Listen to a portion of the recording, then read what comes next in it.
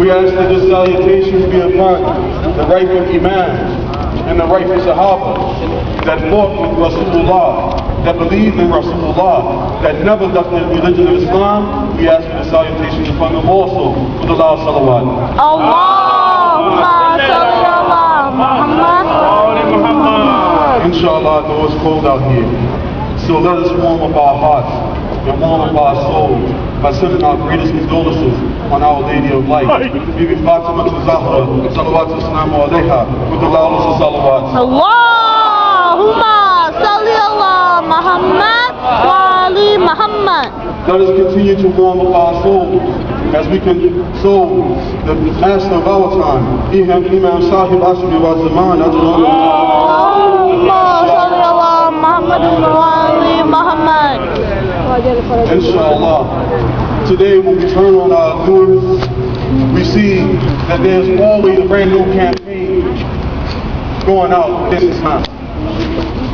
We find that there are many people in this country that have done acts that go contrary to Islam, but they claim to be Muslim. How can you be a Muslim if you do those things that go against Islam? Subhanallah, subhanallah. How is this possible? We find that every day Islam is attacked on a whole different level. Yes. But we as Muslims, we stand up with resilience. We stand up and we don't fall into despair. And we hold our heads up and we dispel all the erroneous things that they say about Islam by marching in the streets, by telling the true story of Islam. But one of the stories that isn't told enough about Islam is the story that Islam, the dignity that it gives to our women. You see, there are many people who say that the Muslim women, that they are oppressed and they're second-class citizens.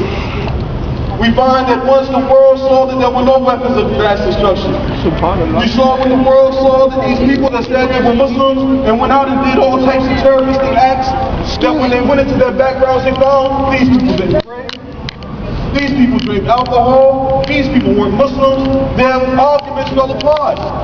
So how do they attack Islam? They attack Islam through all reliance. They go back and they attack our women. They go and they attack them on a day in, day out basis. But let's look at the women in other religions. How are they looked at? You find in one religion says that women had no souls. You had another religion that some brothers down the block was talking about that said that women were the downfall of all men. You had those people who said that women were the gateway of evil, sin, and death into this world. Even in pre-Islamic Arabia, men had this idea of what women were. Until a man by the name of Mustafa Muhammad. Allahumma salli ala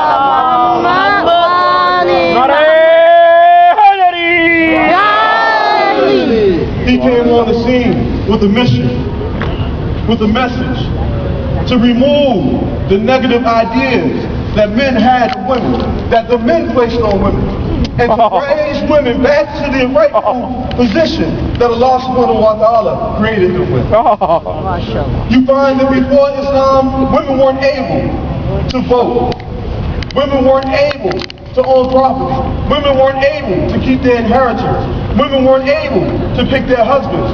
But with the advent of Rasulullah, we find that women were reformed. Our women, when they get inheritance, they hold their own inheritance. Our women, when they have their property, they hold their own property. Our women are able to pick and choose who they marry. Our women had a voice in what happened in government. How do we know this? What is the proof of this? We find that when the men from Yathrib came to Mecca and said to Rasulullah, Ya Rasulullah, come to Yathrib, establish the Islamic Ummah here in Yathrib. We give you all of our support. Rasulullah said, before I go to Yathrib, all the citizens of Yathrib have to be accounted for. The men of Yathrib, they looked around and they said, all the important people are here. Rasulullah said, no, they're not. He said, bring all your women here, and they have to give me the same allegiance before I go there.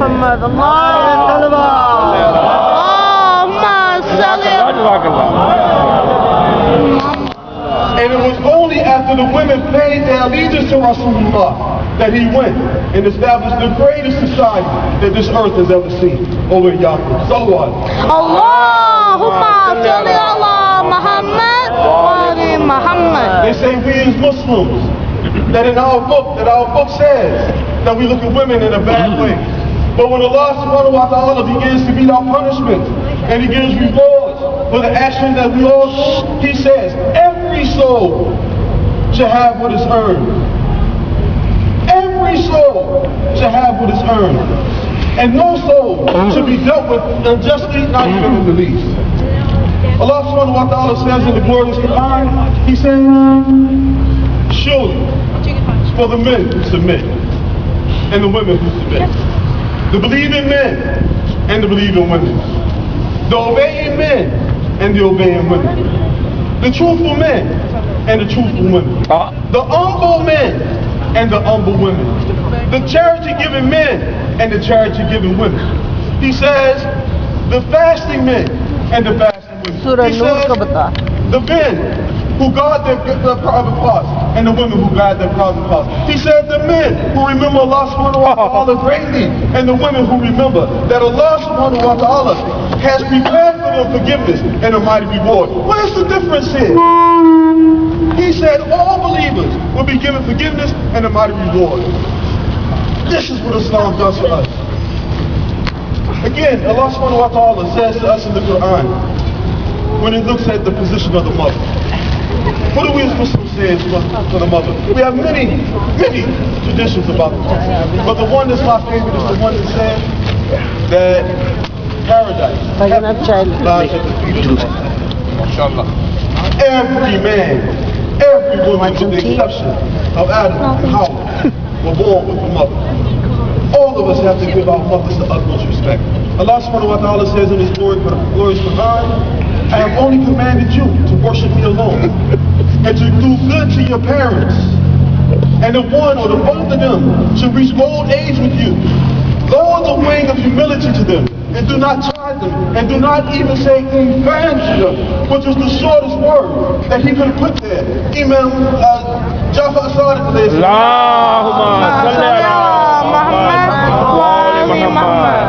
said that if it was a shorter word to be put there, that Allah surely would have put it there. To show the respect that Allah subhanahu wa ta'ala has given to the women through His Prophet, a man came and he asked Rasulullah, he said, Ya Rasulullah, of the people here that we were supposed to respect the most, who are we supposed to give the most honor and respect to? Rasulullah said, the mother. The man asked again, he said, the mother. Rasulullah, after the mother again, who third? He says, the mother. The man asked again the fourth time, he said, who? He says, the father. This isn't any disrespect to the father, but it shows the position of the women. Subhanallah. Thank you, brother. So today, as we march through the streets and we mourn Abba Abdullah, we mourn the king of the martyrs, we mourn the man who made the sacrifice for mankind, and we mourn what happened to him at Kerbela in the family of the Prophet. Let us not forget about the women that were there on that fateful day. Because it was the women who stood behind these men, who were the backbone to these men, who said to their husbands, who said to their sons, who said to their nephews, who said to their cousins, who said to their friends, if you do not stand up today and fight for right Islam to be spread, to protect your Imam, we will be disappointed in you. We will be disappointed in you. And after they did this, they saw their husbands, they saw their sons, they saw all their menfolk being slaughtered by who? Not by Christians, not by atheists, not by Jews, but people that call themselves Muslims. And they turned around and enslaved those people. They put them in bondage. They walked them from Kerbela all the way back to Sham. But did our women turn away and leave Islam? No, sir. They stayed right in Islam. They had resilience. They were free in the truest sense of the word, because they didn't have that menfolk that would say, okay, why did you leave Islam? No, they believed in Islam from the beginning. They are our first teachers. They taught us to love Allah. They taught us to love Rasulullah. They taught us to love Islam and Minkum. So today we honor those women. We honor the sisters of Abba Abdullah who came to Kerbela with them. We honor Zainab who lost two sons, Hanif Mohammed. They were only 9 and 11 years old. After Kerbela, the men came to Zainab. Why? Because of the information she had. Do we look at them as second-class citizens? No! She was at the top of the board. Salawat. Allahumma salli ala Muhammad wa ali दिए जनाबे Zainab बलंतर शलावा salli ala Muhammad wa ali Muhammad. Today, we mourn the mother of Ali Ashman. Not only did she lose her husband, but she lost her 6-month-old baby. Who kills a 6-month-old baby? If she walked away from Islam, which one of us could blame her for walking away from Islam? None of us. But what did she do? She held strong to Islam. Today, we mourn the mother of the man who taught us what true obedience to our Imam was. We mourn the mother of Abu Fadl Abbas, because when the people came back to Medina and they began to tell the people what happened at Kerbela, she didn't ask about her 4 flesh and blood sons. She didn't say what happened to Abbas. She said, what happened to my Imam? What happened to Abu Abdullah? How is he? Is he okay? And the people looked at her and they said, there must be something wrong with her. But she understood something that many of us don't understand today. She truly understands what happened to Ghadir. She understands that when Rasulullah, before he raised the hand of Imam Ali alayhi salatu wasalam, he asked all the people, he says, do I not have more rights over the souls of the believers than the believers do themselves? Everyone there said, Na'am Rasulullah. Then he took the hand of Imam Ali alayhi salatu wasalam and he held it up high for everyone to see. And he says, whoever I'm the Mawla of, this Ali is to your Mawla. That means that whoever Rasulullah is the Mawla of, the Imam Hassan is also the Mawla. That means that whoever Rasulullah is the Mawla, Imam Hussein is the Mawla. She knew that Imam Hussein had more rights over her soul than her own sons. Salawat. Allahumma salli ala Muhammad wa ali Muhammad. Today we honor all of you women because it's you women who teach our children. It's you women who teach us how to obey.